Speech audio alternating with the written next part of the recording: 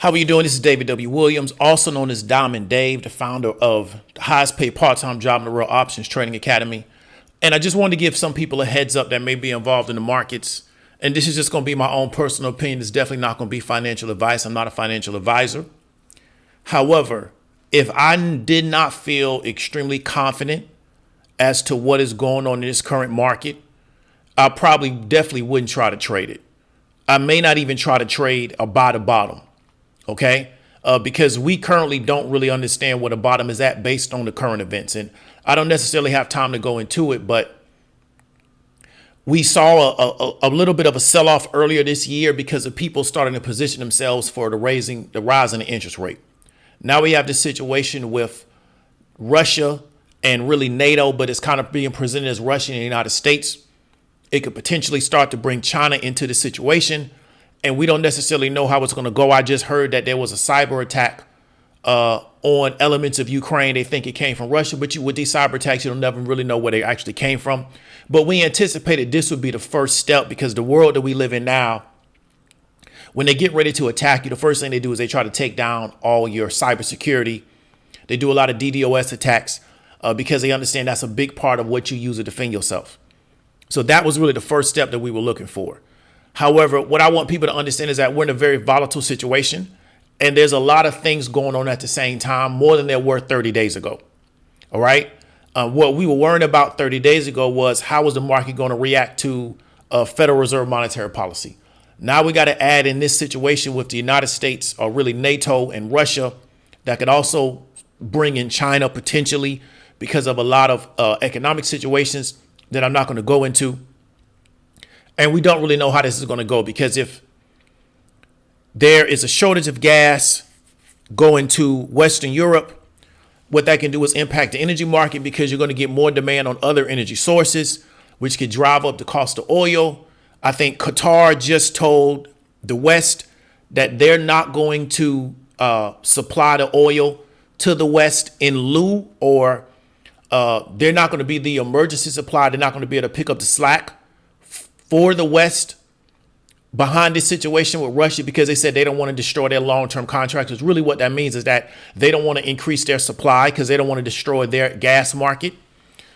Therefore, it could have an impact on the oil market where people now started having a really strong demand on oil, which could drive up the energy cost, which means that it will make the cost of inflation go even higher, which then means now the Federal Reserve may have to adjust their policy.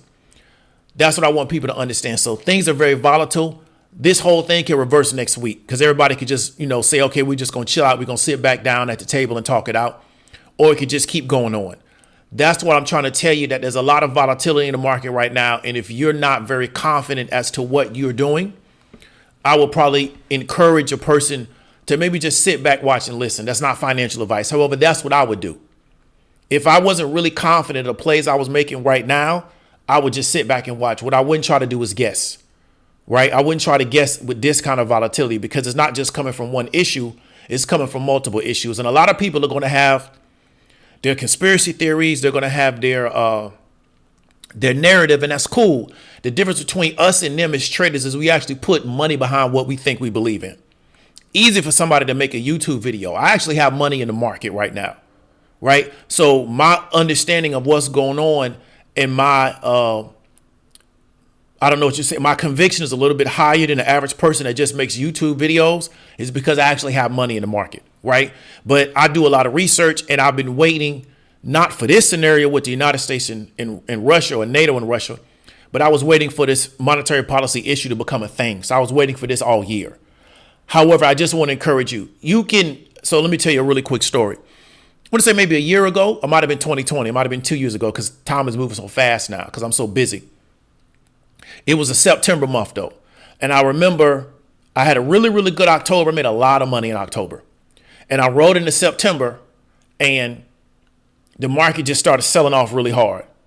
And I couldn't figure out what was going on. And I started trying to trade other stuff and it kept selling. And I lost a lot of money that September, but I didn't lose as much as other people. I know a guy lost like 20,000, right, in that month. And what I realized is that I probably should have just stopped trading early. The second week of September, when I was really down, I probably should have just stopped trading instead of chasing it, hoping that, okay, now We're at the bottom. It's going to rebound. Will the market eventually rebound? Yes, the market is designed to go up. However, what we're seeing is a lot of resetting of things, right? And they're using pretty much any justification they can use, in my opinion, to kind of reset the market, right? And that's one of the biggest issues. Therefore, a lot of people that, have to make content to keep people on the hook, or they're just, try to time the bottom, even though they'll tell you, you shouldn't time the market, but they'll tell you to try to time the bottom. This is a buying opportunity. Every opportunity is not a buying opportunity. That's one of the first lies of the market. Sometimes it's not a buying opportunity. And it also depends on what you're buying, right? So now if you're just buying the overall index, it could be a buying opportunity. But if you're looking at this ETF here, is this a buying opportunity? Now, this is the ETF of the overall Russian market, right? Is this a buying opportunity, right? So that's what I want people to understand, is that every opportunity is not necessarily a buying opportunity.